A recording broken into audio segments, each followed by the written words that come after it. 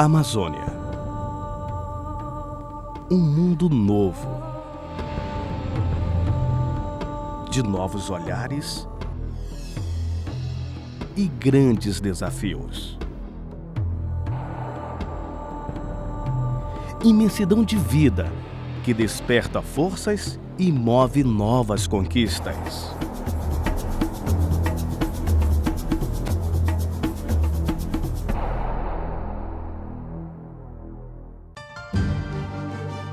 Em uma época onde a aventura imigrante ganhava o continente, a prosperidade amazônica recebia muitos interessados em uma nova vida. O atrativo da borracha movimentava a economia e fazia dessa região exuberante terra de oportunidades e encontros de culturas diferentes. No esforço de construir seus sonhos, o libanês José Najib Dal surge como regatão e progride em seu trabalho, preparando o caminho para trazer do Acre sua esposa Nazira e seus filhos.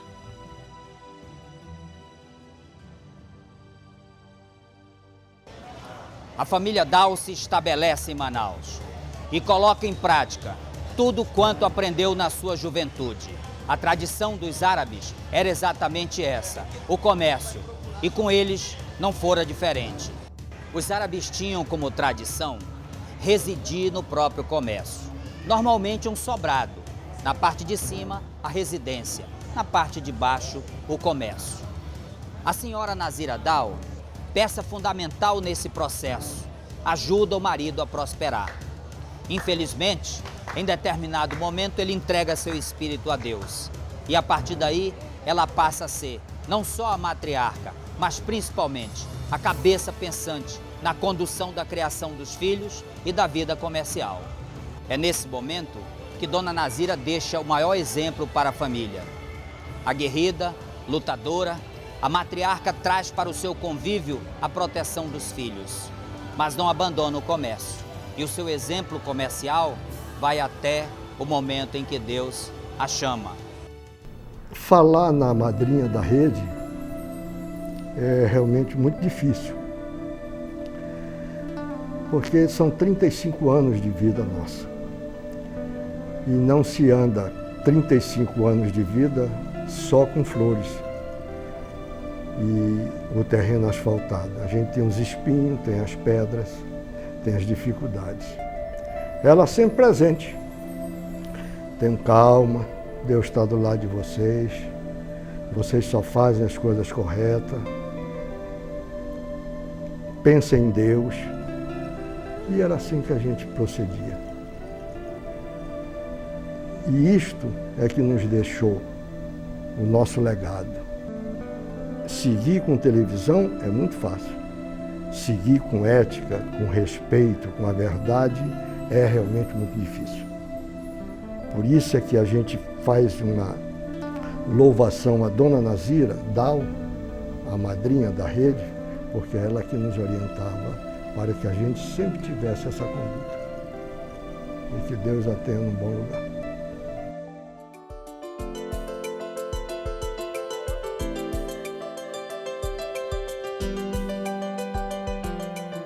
A cidade se desenvolvia e a família Dal acompanhava o progresso de Manaus com a confiança de quem acreditava na região e a visão realizadora que marcaria sua presença nos anos seguintes. Um novo cenário social de aprendizado e mercados promissores possibilitou o início de uma amizade que tornaria muitos sonhos realidade. Eu fui presidente da União dos Estudantes Secundários do Amazonas, a UESA, um dos fundadores. E o Felipe era presidente da União dos Estudantes do Amazonas, da UEA, que congregava universitários e secundaristas. E nós tínhamos grandes pegas, né? Mas aí nos tornamos amigos, né? E o Felipe trabalhava no O Jornal e Diário da Tarde, da empresa Sherpinto. E eu trabalhava como repórter no vespertino A Gazeta. E pelo meu desembaraço, o Felipe viu que eu tinha algum futuro, né? E me chamou para trabalhar no Jornal e Diário da Tarde. Eu fui ser o secretário do Diário da Tarde. E o Margarido, Joaquim Margarido, representava o Jornal e o Diário da Tarde em São Paulo. E aí, como o Joaquim também vinha muito a Manaus, né? A partir daí a nossa amizade se entrelaçou, e aí nós formamos uma família de amigos. E mantemos essa amizade até hoje. A união de forças fez nascer a Amazonas Publicidade, primeira iniciativa do grupo de amigos nas atividades de comunicação. Com o advento da Zona Franca, naturalmente a coisa começou a se deslocar um pouco para Manaus. E surgiu a ideia de fazer uma agência de publicidade, montar uma agência de publicidade aqui. Então o que fazia? Aqui era feito o briefing, o Felipe mandava, o Milton mandavam para São Paulo. Em São Paulo nós idealizávamos a campanha e eu vinha aqui a Manaus para apresentar a campanha. Então a primeira campanha que nós fizemos muito bonita aqui foi da Cantel, para as crianças não soltarem papagaios com cerol. Depois foi o Dr. Vitor Tivita, numa visita aqui, ofereceu que pudéssemos abraçar a distribuição de revistas da Abril. Felipe já estava morando aqui já há algum tempo e veio isso. A terceira etapa, então, é que veio a TV. Nasceu do seguinte princípio, é que nós todos éramos pessoas da área de comunicação. O Milton, eu e o Joaquim. Nós resolvemos caminhar na direção daquilo que se falava no Brasil já com algum entusiasmo, a televisão, que era o veículo que transmitia instantaneamente os fatos. Então, os três, nós nos unimos mais ao falecido e saudoso Robert Dahl, que era praticamente o capitalista do grupo, e mais as nossas esposas, e completamos o número que era necessário para que a empresa pudesse operar. A minha participação na Rede Amazônica começa quando eu ainda residia no Rio de Janeiro. Na faixa de homologação do canal, aquela luta toda, em que não havia dotação, era concorrência pura e simplesmente ganhava o melhor. E eu lutei por várias vezes e conseguimos fazer a homologação, eu ainda no Rio de Janeiro. O profissionalismo e a vanguarda no serviço de comunicação faziam solidificar cada vez mais as bases para novos desafios. A situação histórica de então era de um novo ciclo econômico, onde a tecnologia ocupava papel central e o setor da indústria era privilegiado com uma zona franca de desenvolvimento. A razão de nós existirmos foi o início da Zona Franca de Manaus. Aquele movimento extraordinário que a cidade sofreu e o desenvolvimento com a implantação do polo industrial de Manaus. Essa vivência nós acompanhamos toda ela, né? Foi uma fase áurea. Manaus era realmente uma meca de compra. Depois que houve uma limitação de importados, nós começamos a sofrer. Mas aí houve o processo do polo industrial de Manaus. Aí sim, é uma outra história. Uma história que a gente continua contando todos os dias por causa dos embaraços que a Zona Franca tem enfrentado com a concorrência dos governos do Sul e Sudeste. Nesse contexto, as ações direcionadas às telecomunicações ganhavam grande importância, ao mesmo tempo em que buscavam resultados que cobrissem a vastidão amazônica. E assim, aquilo que parecia realmente um sonho se tornou realidade. Nós conquistamos o Canal 5. Agora imagine o que seria da vida daqueles jovens de pouco recurso e com um objetivo tão arrojado. Mas começamos a trabalhar. Fazer TV na Amazônia foi um desafio. A Amazônia sempre teve a sua carência, a carência da isolação das pessoas. Então, as soluções dadas foram próprias, a empresa precisou desenvolver certos produtos que o mercado não oferecia, justamente para poder continuar com seu processo de interiorização do sinal. A rede começou com videocassete. Então a ideia de fazer a primeira retransmissora, que o próprio Ministério passou a chamá-la de retransmissoras não instantâneas, foi uma primeira invenção. Acho que a Rede Amazônica foi a primeira empresa a usar o videocassete como elemento de transmissão. E não existia essa figura de retransmissora não instantânea ainda no Ministério, então isso foi criado como sendo uma coisa própria que a rede fez a sugestão. Nós estamos na esquina das ruas Carvalho Leal e Tefé.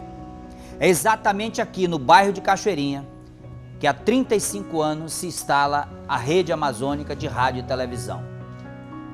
O que não se imaginava era que neste período a televisão recebia no Brasil a primeira emissora de televisão projetada a cores.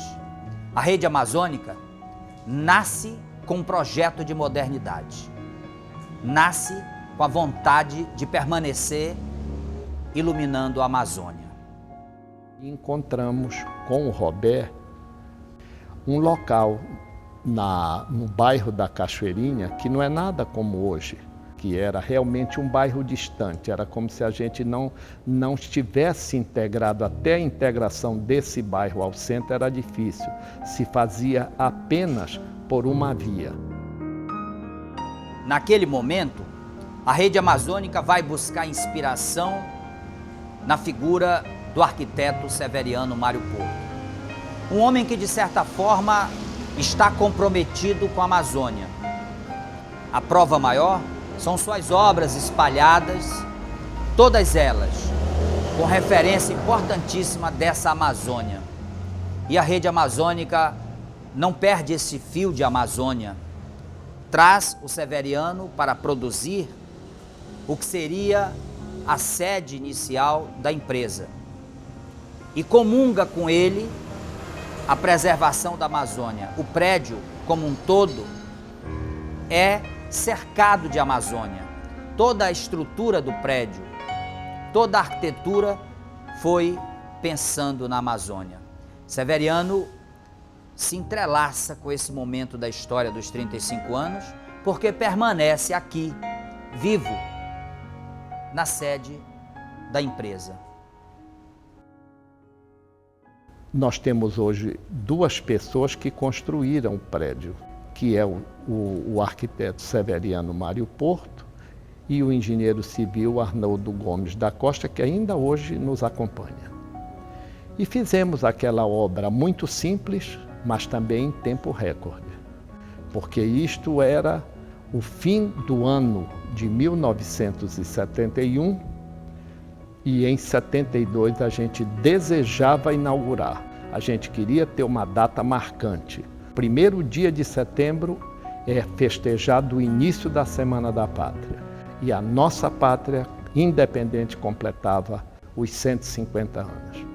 E o interessante é que é bom frisar, é que realmente o acontecimento abriu quase que os festejos oficiais da Semana da Pátria. Nesses 35 anos, o prédio guarda silenciosamente grandes momentos da produção da televisão da Amazônia. Este prédio é, sim, a referência do início de tudo. Eu fui convidado a participar da inauguração em 1º de setembro de 72 e desde aí começou a minha paixão pela televisão. Embora seja de origem de engenharia química, mas comecei a ficar apaixonado pela televisão. E o meu primeiro trabalho, já aqui em Manaus, efetivo, foi quando chegou o momento da vitalização do eixo de Rondônia. O estado de Rondônia precisava sofrer uma reengenharia no processo físico e de transmissão de sinal de vídeo e de áudio. Eu lá passei 10 anos e lá começou a origem das mini-geradoras, ou seja, aquelas televisões que tinham o direito de transmitir imagens locais, começando por Guajará-Mirim e terminando em Vilhena. E depois fizemos todos os prédios, uma média de 23 cidades, que hoje o estado de Rondônia cobre quase que 100% com o sinal da Rede Amazônica. A criação da Rede Amazônica, projeto audacioso desses amigos empreendedores, representou um marco na comunicação na região, unindo pontos distantes da Amazônia e assumindo a palavra de ordem que era a integração nacional. A TV Amazonas nasceu com um objetivo bem expresso. A Amazônia é um desafio que unidos venceremos, e nós adotamos isso porque isso consultava realmente toda a força espiritual que nós tínhamos do que era a Amazônia. A importância, eu diria, da rede para a região amazônica, ela é marcante. Ela teve, desde o primeiro momento, uma importância muito grande no sentido de você integrar a Amazônia ao resto do Brasil, realmente ter acesso à informação, acesso ao entretenimento. A Rede Amazônica, nesses 35 anos, todos os dias, na verdade, busca fazer alguma coisa inovadora, busca fazer com que essa população seja cada vez mais bem assistida, seja cada vez mais integrada ao contexto do país em que vive. Mas bem, o fato de nós estarmos em Manaus, nós tínhamos duas certezas. A primeira era de que era o primeiro passo do nosso objetivo, porque se nós lutávamos contra o desconhecimento do país em relação à Amazônia, e por isso nós sofríamos tanto, nós resolvemos também nos aliar aos nossos irmãos mais interioranos e começamos a tentativa que aí já era realmente uma audácia, ou ousadia, como outros queriam qualificar. Mas nós requeremos a abertura de concorrência em Porto Velho, em Rio Branco, em Boa Vista e em Macapá. A venda de filmes nós comprávamos lá em São Paulo diretamente com as empresas distribuidoras. Então eu tinha que ver um filme ou outro, mandava o trailer para cá, enfim, tudo isso, montagem da programação. Então eu comecei a fazer. Depois começou a ter a expansão para o interior. Aí é que foi a guerra. Nós fazíamos uma montagem da nossa programação, digamos assim, de uma semana. Pegava isso aí, despachava por barco e ficava com trânsito, eles devolvendo uma semana em produção lá, uma semana em trânsito e nós com uma semana acumulada aqui. Na verdade, ficava quase que 4 semanas em circulação. Para ter uma ideia, nós chegamos a quase 3.000 fitas em circulação, indo e voltando. Nós participamos, por exemplo, em Rondônia, a BR-364, quando nós fazíamos a implantação das estações, ela não era asfaltada. Então nós passávamos o período de seca, era muita areia, então o carro atolava na areia, nos areais que tinham, principalmente entre Cacoal e Vilhena. Na época de chuva era lama, então não tinha jeito, a gente ficava atolado na lama igual, então a gente fazia todo aquele trajeto, desde Porto Velho até Vilhena, e depois seguindo mais adiante, chegando até Cerejeiras, mas tanto faz a época do ano, era sempre muito penoso fazer isso. E um dos pontos curiosos era um morro que existia em Rondônia, chamado Morro do Muqui. Eram 1.080 degraus feitos de madeira. E nós tínhamos uma retransmissora em cima por ser um ponto técnico interessante. Era a partir daquele morro que a imagem saindo de Ji-Paraná chegava em Cacoal, Pimenta Bueno, enfim, toda aquela região. E nós, cada manutenção, nós subíamos aqueles 1.080 degraus e chegávamos lá em cima totalmente exaustos. E tínhamos que esperar 15 minutos, meia hora até recuperar o fôlego para poder trabalhar. E quando o trabalho se estendia, era muito difícil a volta, porque já escurecia e era mata fechada e os ruídos da mata eram preocupantes, porque tinham cobras, tinham animais selvagens e nós não sabíamos o que eventualmente nós poderíamos encontrar descendo aqueles 1.000 e tantos degraus. E as coisas foram melhorando porque A Embratel depois passou a habitar o mesmo morro, ela usou o mesmo ponto como retransmissão e asfaltou a subida do morro. Então era um alívio, a gente fazia todo o trajeto ou na areia ou no barro, mas quando chegava no morro nós subíamos por asfalto, era uma alegria. Primeira vez que eu cheguei lá em cima, pude olhar para baixo, subindo pelo asfalto, puxa, eu me sentia, falei, isso aqui é um pedaço do céu.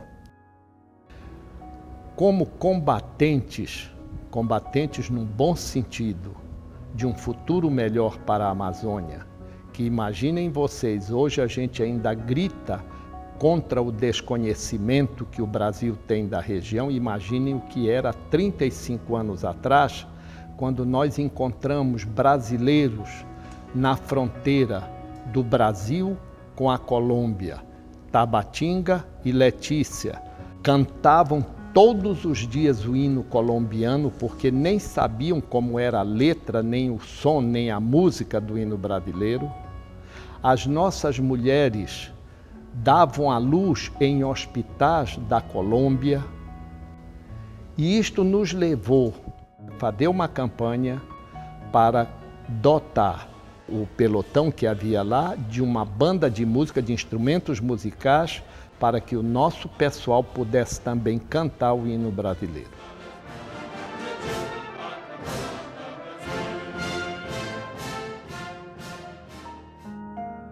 Que uma das coisas que mais nos orgulha é de a gente ter devolvido aos brasileiros dos rincões mais distantes da região a consciência de que eles estão sendo olhados por outros brasileiros através da execução do hino nacional, que veja que é cantado, porque nós queríamos que eles aprendessem a letra também. Isso é a coisa que mais nos sensibiliza e nos dá conforto de que nós estamos certos, estávamos certos antes e estamos certos hoje de ter tomado essa atitude. O ministro que mais se destacou na nossa atividade para a concretização deste verdadeiro sonho que era cobrir a Amazônia, que é o ministro Puente de Oliveira. Tantas foram as solicitações ou requerimentos que fizemos. Quando eu fui assinar o contrato da TV Acre, ele me perguntou, é a segunda concessão de canal de televisão que vocês têm. Eu queria saber, vocês estão fazendo indústria de concessão ou vão montá-las? Eu disse, ministro, eu só preciso que o senhor dê tempo para a gente verificar onde está a verdade. E ele ficou marcando de perto a questão do Acre. Quando nós o convidamos, ele disse, eu vou. Bom, e chegamos lá, como sempre, ele viu a estação e abrimos com o hino nacional. Quando nós acabamos, ele disse, eu queria dizer a vocês, e eles nem sabem, de que eles acabam de conquistar os canais de Roraima e o Amapá. Aqui nós temos os dois companheiros que presenciaram isso e eu tive a impressão de que eu ia para o espaço. O que é que nós notamos a partir daí?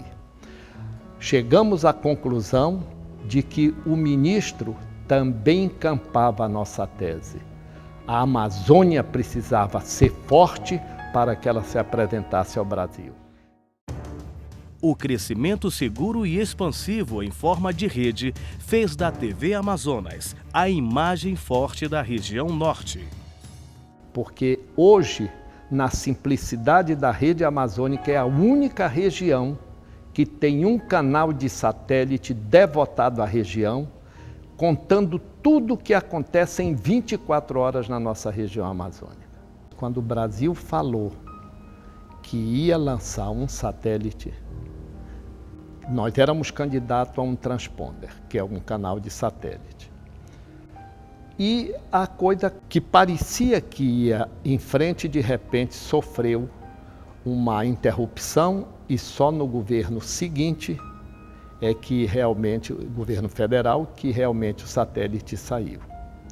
E claro, nós começamos a insistir de que nós queríamos que fosse respeitado o nosso requerimento E quem é que estava nesta altura comandando o ministério? O nosso falecido Antônio Carlos Magalhães. E eu contei a história para ele. Pegou o telefone e ligou para a Embratel. Tal dia eu estarei em Manaus para fazer a inauguração do satélite. O presidente era o presidente Sarney, que naquela altura visitava a Amazônia e tinha pernoitado no pelotão de Vila Bittencourt. Que nós tivemos o satélite assegurado da rede amazônica. Eu estou revelando isso para que todos saibam que também houve brasileiros que se lembraram da Amazônia, que amaram a Amazônia e muito fizeram pela Amazônia. Agora, realmente o satélite, quando entrou, que nós passamos a transmitir uma programação vinculada, direta, simultânea com a cabeça de rede, aí eu acho que isso é o fato mais importante da nossa vida. E em 1982, quando começaram os primeiros serviços de satélite, foi uma grande alegria, porque foi a primeira vez que a Amazônia foi colocada em real time. O que acontecia no sul passou a acontecer instantaneamente na Amazônia, que as coisas aqui demoravam demais para chegar. Exatamente como há 35 anos, quando a televisão despontava como veículo carregado de sonhos e potencialidades, hoje a convergência digital, inaugurada com a TV de alta definição, também traz os desafios de uma nova era. Nós íamos ampliar a Carvalhal. E ao lado tinha um terreno com 3 donos, 3 irmãos. 2 irmãos queriam nos vender e um deles resolveu não vender. Então nós resolvemos fazer aqui onde era o transmissor. E fizemos o prédio. Eu, para ajudar o engenheiro construtor, montei uma barraca aqui, um caixote, uma cadeira, uma mesa e fomos tocando para que ela pudesse ser concluída. E assim que surgiu. E a torrezinha, lá de trás, ela é um prédio, onde hoje é a rádio, um prédio de concreto realmente armado. Fizemos depois a mudança dos transmissores, trouxemos para cá todo o efetivo, tiramos do Estúdio 5 para cá e ficamos conglomerados aqui, estamos há mais de 10 anos aqui, todos juntos. Quando nós iniciamos as nossas operações, há 35 anos atrás, no ano anterior, o Brasil havia aderido à televisão em cores. E nós ficamos ali quietos para inaugurarmos em preto e branco, porque não havia prazo para que as empresas estivessem operando em cores, mas fomos surpreendidos pelo banco que estava nos financiando. Ele disse, vocês têm que mudar o equipamento para cores. E nós dissemos, impossível, porque se nós já estamos com dificuldade de planejar o pagamento do empréstimo que nós estamos fazendo, como é que nós vamos fazer? Ele disse, então não vai ter financiamento. Se for colorido ou em cores, nós então poderemos fazer. Sim, mas quem é que vai fazer a garantia? O banco. Então eu quero dizer que foi uma dádiva de Deus, o próprio banco reconhecer isto e nos proporcionou que a gente começasse a operação já produzindo em cores. E agora, ao completar 35 anos, nós estamos todos nos preparando para a televisão de altíssima definição, o novo tempo da televisão. E se Deus quiser, nós estamos nos preparando, primeiramente com recursos humanos, preparando o recurso humano, cada vez mais ele se assenhoreando dos novos equipamentos e, se Deus quiser, nós vamos inaugurar, quem sabe já no próximo ano, a operação da cabeça de rede com todos os requisitos que haveremos de ter para oferecer um bom serviço à população. A TV digital ela não é só uma melhoria de áudio e vídeo, não é só uma imagem que não terá fantasma, não terá ruídos, coisas assim. Além da grande melhora da qualidade, o sistema digital ele permite outras funções que até então não existem na TV. Ela permite interatividade, ela permite mobilidade, ela permite portabilidade que hoje a TV analógica não é capaz de fornecer. E a rede está se preparando para isso. A rede tem procurado profissionais, tem procurado desenvolver pessoas com essa nova mentalidade, com essa nova filosofia. Com certeza seremos também um dos pioneiros a iniciar a transmissão nesse padrão. Tivemos também a oportunidade de participar desses fóruns de decisão. Então, eu tenho ido a alguns encontros com a Globo e somos afiliados ao Fórum da TV Digital. Estamos fazendo contribuições, a nossa contribuição às consultas públicas, a gente tem oferecido algumas contribuições ao Ministério e esperamos também fazer o mesmo trajeto que a Rede Amazônica vem fazendo. Chegar a este novo tempo, conduzida pelos sólidos valores que sempre acompanharam na história, representa para a Rede Amazônica uma vitória de todos que a ela estão ligados. Eu todos os dias tenho muitas satisfações. Claro, porque é como se você um dia chegasse numa cidade, como eu cheguei, e não foi numa cidade qualquer, foi numa capital, na época da Revolução dos Cravos Vermelhos, lá em Portugal, que já estava periclitando, e quando eu falei nisso, o camarada me perguntou, e essa revolução vai haver ou já houve? Pronto, eu não preciso dizer a você mais nada. A televisão chegou muito antes do que a imprensa nessa imensidão verde da Amazônia. Então, isso nos dá uma satisfação muito grande. Mas eu quero te dizer que ainda falta muito a fazer. Porque a tecnologia está hoje muito avançada.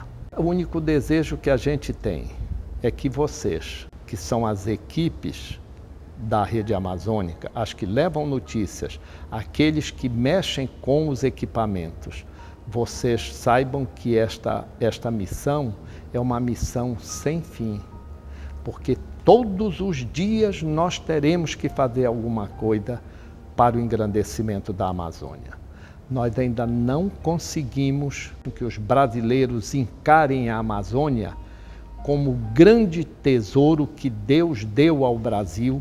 Por quê? Porque todos esses grandes estados que estão aí, que se apresentam como donos do mundo, eles têm a tecnologia, mas não têm a matéria-prima, não têm o recurso natural.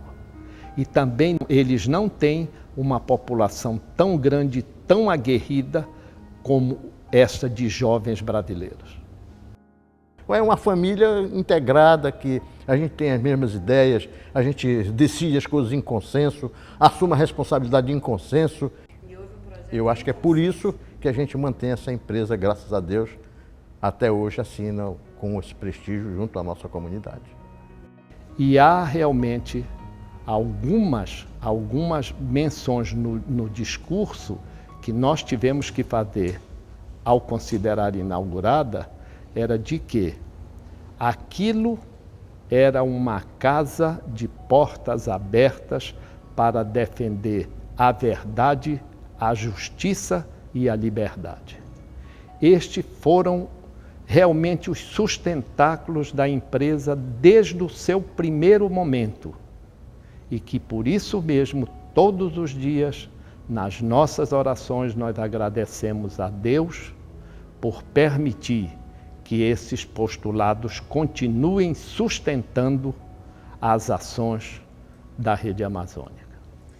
A Rede Amazônica, ela hoje é composta de 5 geradoras, uma em cada estado da Amazônia, e ela dispõe de 150 retransmissoras, também esparramadas por esses estados. Se considerarmos também as retransmissoras que hoje retransmitem o sinal da Amazonsat, já são por volta de mais 50. Então hoje nós podemos dizer que a rede toda tem perto de 200 retransmissoras e 6 geradoras, considerando a geradora do Amazonsat, que é em Porto Velho. Então esse universo todo, conseguimos praticamente cobrir a Amazônia com esse sinal, com sinal de televisão e vamos continuar nesse processo, sempre tentando oferecer o melhor serviço que a televisão em si pode oferecer. 35 anos da Rede Amazônica. O que fora no passado um sonho, hoje é uma realidade.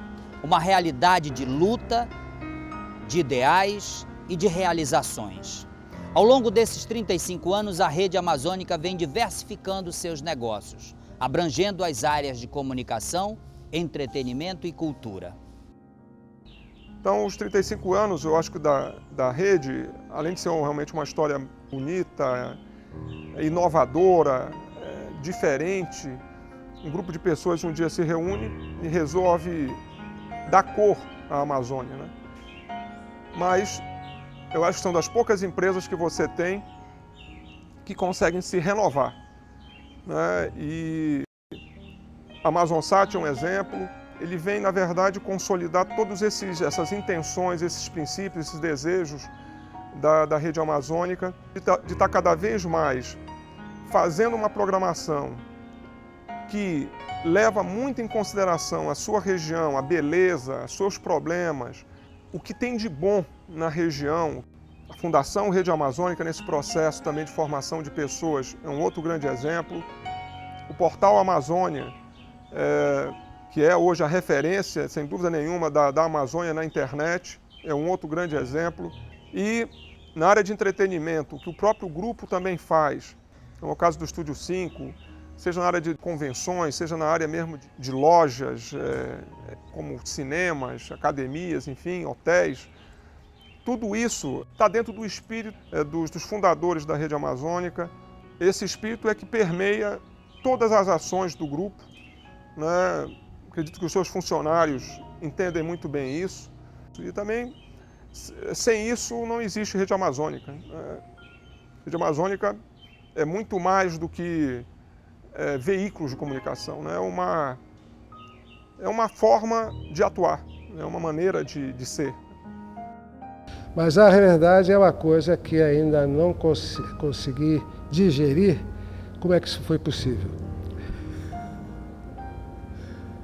Se juntarmos as pontas, né, como é que isso foi possível?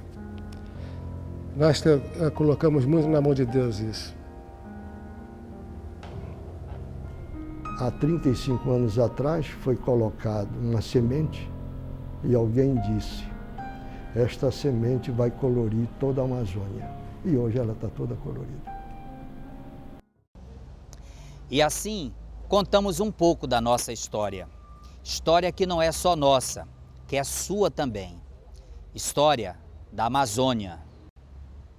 Rede Amazônica, 35 anos. Nossa história é com você.